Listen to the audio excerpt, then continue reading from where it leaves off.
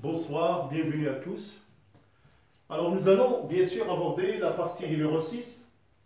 Dans cette partie, cette capsule, le thème sera bien sûr de décrire le phénomène de la mitose. Alors encore une fois, je tiens à rappeler que la mitose n'est qu'une partie du cycle cellulaire, à savoir que ce dernier est composé par une partie appelée interphase, composée par les phases G1, S, pendant laquelle on assiste à la réplication de la molécule d'ADN. Cette réplication, c'est un phénomène qui est essentiel pour le déroulement de la mitose. Si la réplication de l'ADN ne voit pas le jour, on n'a pas lieu, impossible que la mitose peut se dérouler. Il y a aussi la phase G2. Je tiens à rappeler que pour la phase G1 et G2, ce sont deux phases où la cellule se prépare. Bien sûr, il commence, ou plutôt il procède à des synthèses métaboliques des protéines, la duplication ou la multiplication des organites. Donc c'est tout un processus que vraiment qu'on n'aborde pas pendant la phase de la mitose. Alors nous allons seulement focaliser notre étude de la mitose, rien que de décrire les quatre phases. Alors, comme introduction, la transmission de l'information génétique d'une cellule à une autre s'effectue par la mitose. La mitose est un phénomène biologique ou cellulaire qui aboutit à la formation de deux cellules filles identiques et semblables à la cellule mère. Donc, grosso modo, le principe de la mitose, on part d'une cellule mère qui a une information génétique ou un programme génétique bien déterminé et précis. Ce programme, en totalité, il est transmis après division à deux cellules filles qui sont le résultat de cette mitose. Ces deux cellules filles sont identiques en tout à la cellule mère. Alors, la mitose assure la croissance et le renouvellement cellulaire. Elle se déroule en quatre phases que nous allons bien sûr étudier. La prophase, la métaphase, l'anaphase et la télophase. Alors je vous demande, ce n'est pas d'apprendre par cœur ces quatre phases, mais seulement de noter éventuellement les différences que chaque phase présente. Parce que dans les exercices, on va vous donner des schémas ou des photos de mitose et c'est à vous, bien sûr, de déterminer de quelle phase s'agit-il. Alors maintenant, je vais, bien sûr, utiliser des documents qui vont nous permettre déjà de visualiser quelques photos de mitose pour des cellules animales, d'origine animale, et d'autres cellules d'origine végétale. Et bien sûr, on va, à travers un tableau, décrire les différentes phases que nous avons évoquées.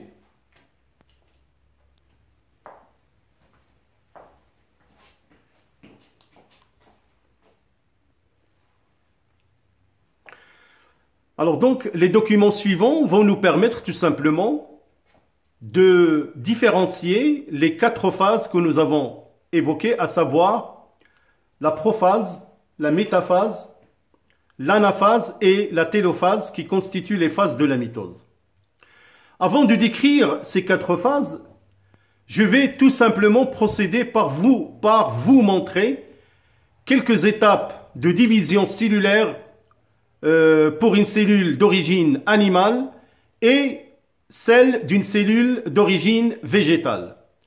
Parce qu'à la fin de la description des quatre phases, nous allons faire une petite comparaison entre la cellule animale et la cellule végétale. Mais sachez, grosso modo, que le processus de mitose se passe de la même manière que ce soit au niveau de la cellule animale ou végétale. Les différences que nous allons tout simplement observer restent au niveau structural de la cellule. Bien sûr, avec quelques modifications que nous allons voir bien sûr juste après. Alors je vais maintenant commencer par zoomer sur la figure qui représente les phases de division pour une cellule animale qui est à gauche.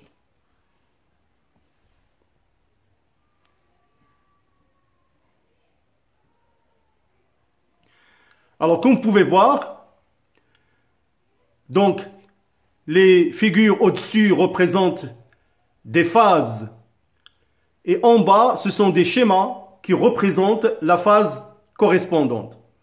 Bien sûr, on peut voir déjà dans la phase de prophase la condensation des chromosomes qui commence à devenir de plus en plus visible. Par la suite, ces chromosomes vont opter ou choisir une disposition un peu particulière au niveau de la plaque équatoriale de la cellule pour former ce qu'on appelle la plaque équatoriale. C'est la phase de métaphase. Donc là, vous pouvez voir la métaphase. Là, les chromosomes, c'est une vue du dessus. Ça forme vraiment un petit cercle dans l'équateur de la cellule. Après cette étape, vient la phase de l'anaphase. On assiste à une séparation des chromosomes au niveau de leur chromatide. Bien sûr, je vais vous expliquer la structure d'un chromosome juste après pour savoir comment a lieu la séparation au niveau de la phase de métaphase. Alors, après séparation et la migration de chaque pôle chromosomique vers un pôle de la cellule, on assiste à la dernière partie de la mitose qui est la télophase. Et là, vous voyez que chaque lot de chromosomes séparés s'oriente vers un pôle de la cellule, constituant le début ou la naissance d'une petite cellule fille. Comme je vous ai dit, on assiste à un étranglement de la membrane cytoplasmique qui va être séparée et donner deux cellules filles.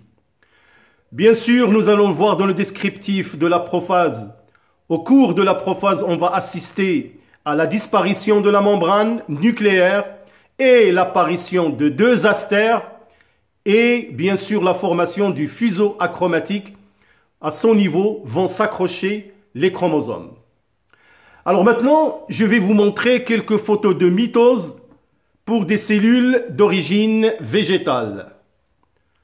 Alors comme vous pouvez les voir, donc sont colorées en rouge, on peut déjà voir des cellules végétales en phase de prophase, en phase de métaphase, en phase d'anaphase et de télophase.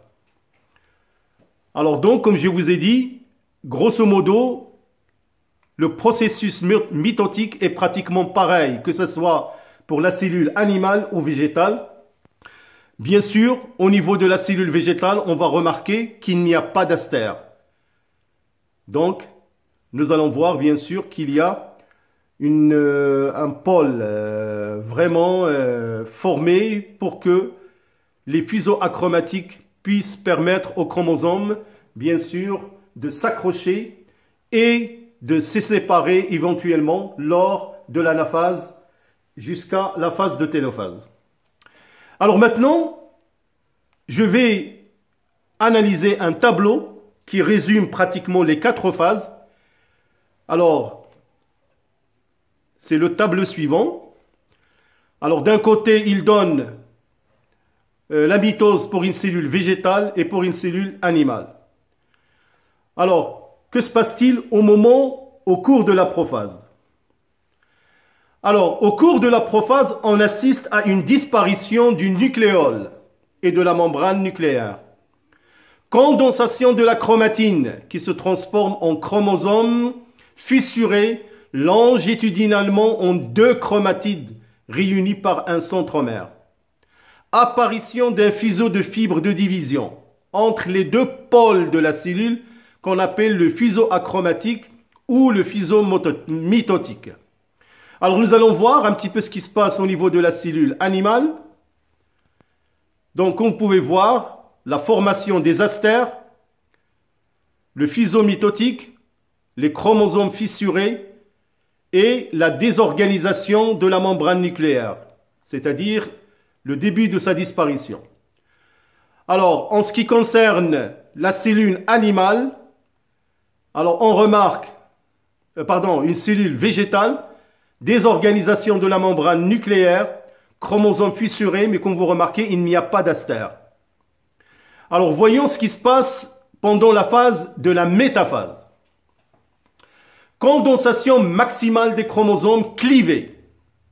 Regroupement des centromères dans le plan équatorial du fuseau de division en formant une plaque équatoriale où chaque chromosome métaphasique est lié au niveau du centromère par deux fibres chromosomiques au pôle de la cellule.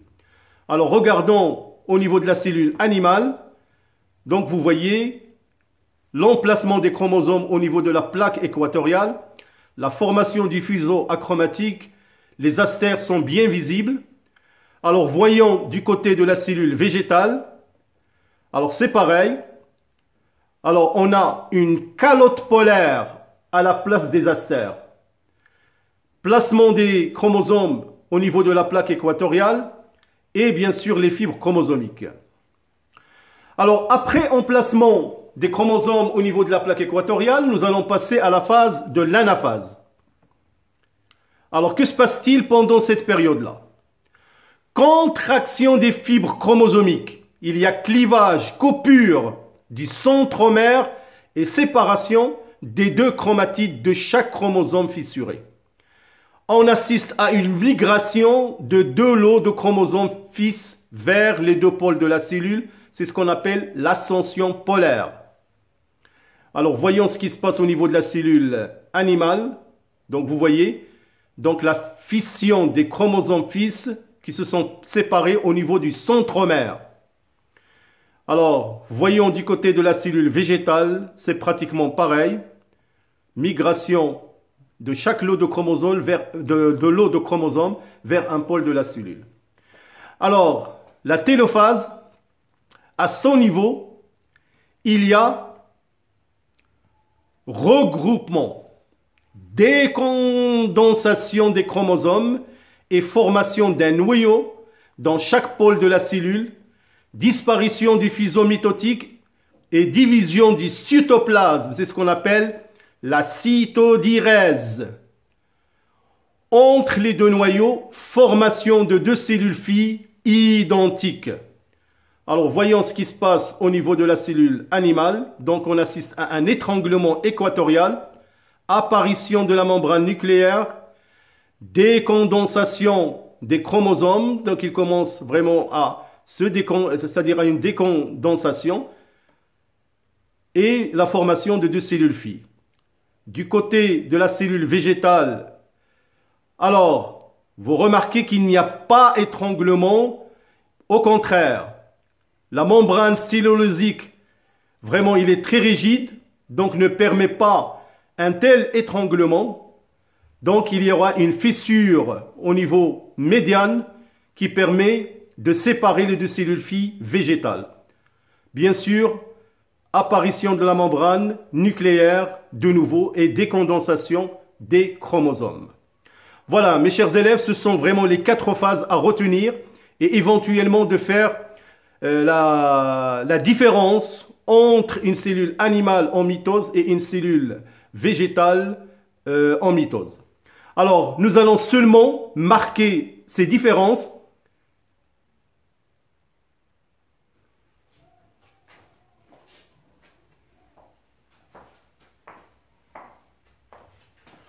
Alors, nous continuons donc après avoir décrit et détaillé les 4 phases de la mitose. Nous allons faire comme juste une petite conclusion pour terminer. Alors, comme je vous ai dit, les cellules animales, comme les cellules végétales, se multiplient par mitose. Toutefois, à cause de leur structure, on distingue quelques différences. Le fuseau achromatique se forme chez la cellule animale entre deux astères issus de la division du centrosome. Par contre, chez la cellule végétale, il se forme entre deux calottes polaires.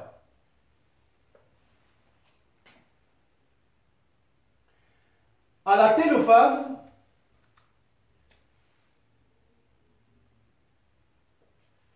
télophase, la cytodirèse s'effectue chez la cellule animale par étranglement équatorial. Par contre, chez la cellule végétale, on assiste à la formation d'une nouvelle paroi cellulosique entre deux futures cellules filles. Ce sont les deux grandes vraiment différences qu'on observe entre la cellule animale et une cellule végétale vraiment à retenir. Alors, j'aimerais bien seulement mentionner qu'en métaphase, vous savez que l'ensemble des chromosomes forment ce qu'on appelle la plaque équatoriale et le chromosome atteint vraiment son degré de condensation maximale dans cette phase-là. C'est pour cette raison qu'on obtient le chromosome est formé de deux chromatides, donc c'est une chromatide, un centromère et des filaments au milieu qu'on appelle des kinétochores, qui sont des microtubules, qui permettent bien sûr de fixer les chromosomes au fuseau achromatique. Notez bien, la séparation des chromosomes, ou plutôt des chromatides, la séparation des chromatides est bloquée tant que les chromosomes ne sont pas alignés et ne sont pas reliés au pôle de la cellule. J'aimerais bien juste éclaircir ce point, c'est très important. Parce que chaque cellule a un nombre déterminé de chromosomes. Si tous les chromosomes ne sont pas au niveau de la plaque équatoriale, bien sûr, il n'y aura pas de fissuration des chromatides. Alors, donc, la séparation, je répète parce que c'est très important, la séparation des chromatides est bloquée tant que les chromosomes ne sont pas alignés et ne sont pas reliés au pôle de la cellule.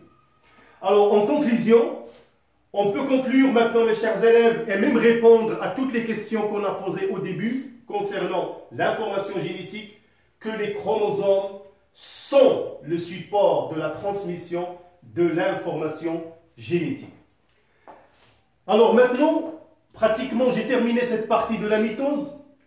Nous allons ouvrir un autre volet qui est aussi important. Pour cela, dans les prochaines capsules, nous allons répondre à la question suivante. Quelle relation existe-t-elle entre les gènes et la synthèse des protéines? C'est une partie qui va être aussi très riche, intéressante. Je vous dis merci pour votre aimable attention. Je vous donne rendez-vous bientôt. Travaillez bien, soyez courageux, continuez. Je vous souhaite tout le succès que vous méritez.